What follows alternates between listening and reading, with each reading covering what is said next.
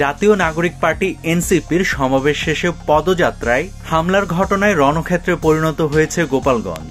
কার্যক্রম স্থগিত হওয়া আওয়ামী লীগ, যুবলীগ ও নিষিদ্ধ সংগঠন ছাত্রলীগের হামলায় অবরুদ্ধ হয়ে পড়েন এনসিপির কেন্দ্রীয় নেতারা। তাদেরকে হামলা করার সময় পুলিশ দাঁড়িয়ে দাঁড়িয়ে তামাশা দেখছিল। এই ঘটনা কিসের ইঙ্গিত দিচ্ছে?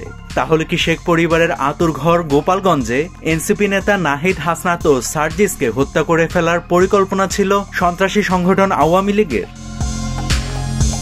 গোপালগঞ্জে এনসিপির সমাবেশ শেষ হওয়ার সঙ্গে সঙ্গে বিকেল 3:30টার দিকে একদল সশস্ত্র ব্যক্তি এনসিপির নেতাকর্মীদের ঘিরে হামলার চেষ্টা করে। তারা চারদিক থেকে এনসিপির নেতাকর্মী ও পুলিশের গাড়ি আটকে দেয়। এ সময় পুলিশ ও সেনাবাহিনীর সদস্যরা সাউন্ড গ্রেনেড ও ফাঁকা গুলি ছোড়ে। তারা পরিস্থিতি নিয়ন্ত্রণে আনার চেষ্টা করে। এনসিপির নেতাকর্মীরা এ সময় অন্য দিক দিয়ে গাড়ি ঘুরিয়ে ঘটনাস্থল ত্যাগ করেন। এর আগে বেলা 2:45টার দিকে 200 থেকে 300 আওয়ামী লীগের বিভিন্ন অঙ্গ সংগঠনের নেতাকর্মী লাঠি সোঁটা নিয়ে এনসিপির সমাবেশ স্থলে হাজির হয়। সে সময় মঞ্চের আশেপাশে থাকা পুলিশ সদস্যরা সেখান থেকে দ্রুত আদালত চত্বরে ঢুকে পড়েন। একই সময় মঞ্চে ও মঞ্চের সামনে থাকা এনসিপির নেতাকর্মীরাও সেদিকে দৌড়ে যান। এনসিপির মুখ্য সমন্বয়ক নাসির উদ্দিন পাটোয়ারি সাংবাদিকদের বলেন, প্রশাসনের পক্ষ থেকে বলা হয়েছিল পরিস্থিতি শান্ত, কিন্তু পুলিশ প্রশাসন ও আর্মি পুরোপুরি নিষ্ক্রিয় অবস্থায় রয়েছিল। অন্যদিকে নিজের ভেরিফাইড ফেসবুকে দেওয়া এক পোস্টে সার্জিস আলম বলেন, গোপালগঞ্জে খুনি হাসিনার দালালেরা আমাদের উপর আক্রমণ করেছে। পুলিশ দাঁড়িয়ে নাটক দেখেছে এবং পিছু হটেছে।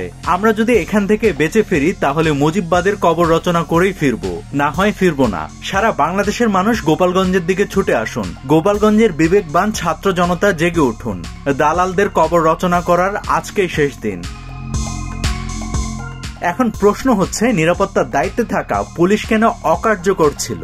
সুদীর্ঘ 17 বছরের স্বৈরাচারী শাসন আমলে শেখ হাসিনা পুলিশ বাহিনীকে যে দলীয়করণ করেছে, আজ আবারও তার প্রমাণ মিলেছে। পুলিশের প্রথম দিকে পুলিশের অ্যাকশন না নেওয়ার ঘটনা ইঙ্গিত দিচ্ছে যে গোপালগঞ্জের সন্ত্রাসী আওয়ামী লীগের অঙ্গ সংগঠনগুলো এনসিপির শীর্ষ নেতাকর্মীদের হত্যার পরিকল্পনা করেছিল। তাছাড়া গোপালগঞ্জের নিষিদ্ধ সংগঠন ছাত্রলীগের নেতা মোহাম্মদ নাসিম ইসলাম এনসিপির নেতাদের হুমকি দিয়ে 15 তারিখে একটি ভিডিও বার্তা দেন। নাভিদ হাসান, সোনালী নিউজ।